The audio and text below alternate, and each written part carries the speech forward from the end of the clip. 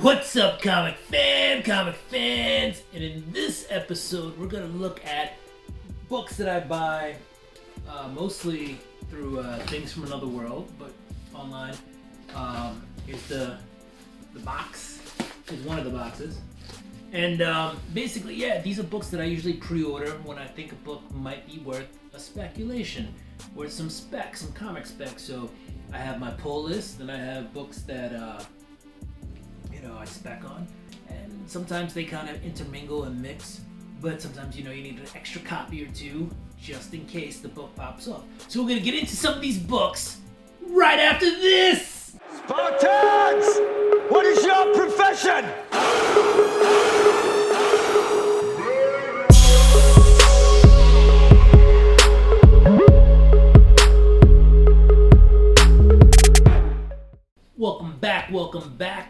Welcome back! Don't forget to like, subscribe, hit that notification bell. Go ahead and throw me a thumbs up. That's part of the like. And comment down below. Alright, so yeah, get these packages. These are just books that I usually spec on, at least most of them. Sometimes they're just books I don't think my LCS will be able to acquire, but I spec on them. And so I pre-opened the box. And so we'll go through these books.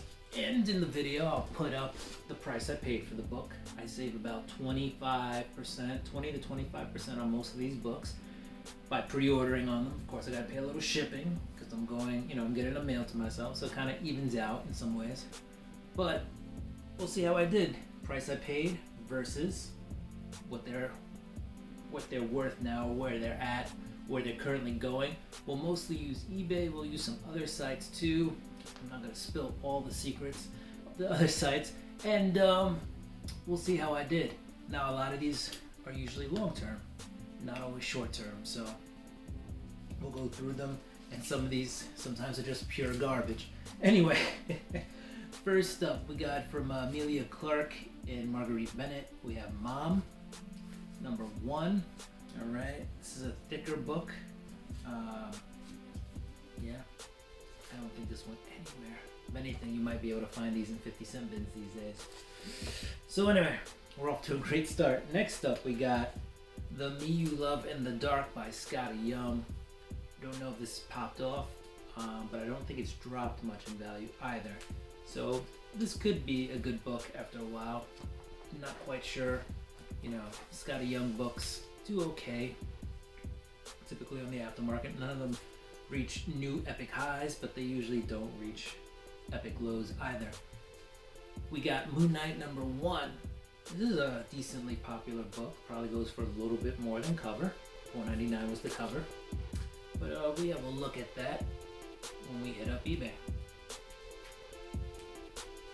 Alright, next up, and those other sites also. Next up, we got The Nice House on the Lake. James Tynion and Alvaro Martinez Bueno. This is issue number 1. This is the third print of issue number 1.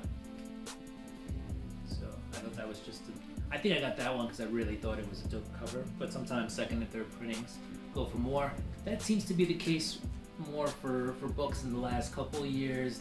In the last 2 years, I'd say second and third printings haven't really popped off as much as the first printings, but if you go back 5-10 years ago, second and third printings seem to do much better on the secondary market. Alright, next up we got Spirits of Vengeance, Spirit Rider number 1. Alright, you got a first appearance in that one, so we'll see how that did. Cullen Budd writes a lot of stuff, and right now we have The Last Book You'll Ever Read number 1. So that was a cool book.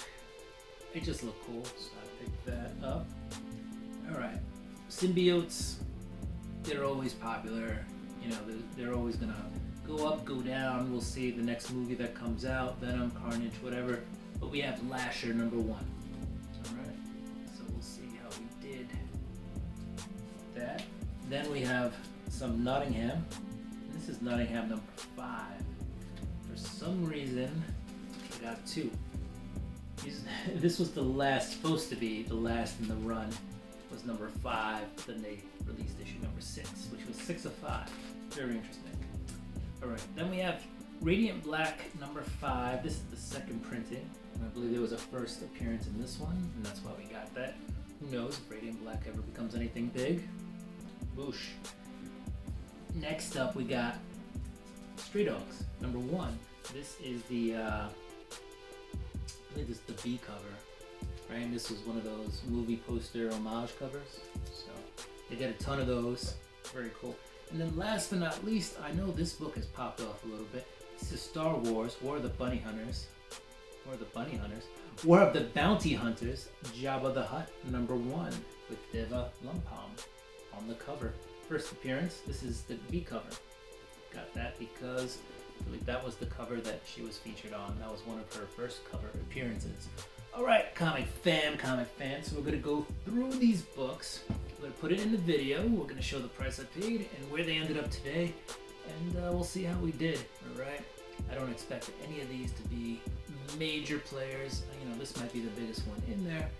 But I think we'll see a steady increment,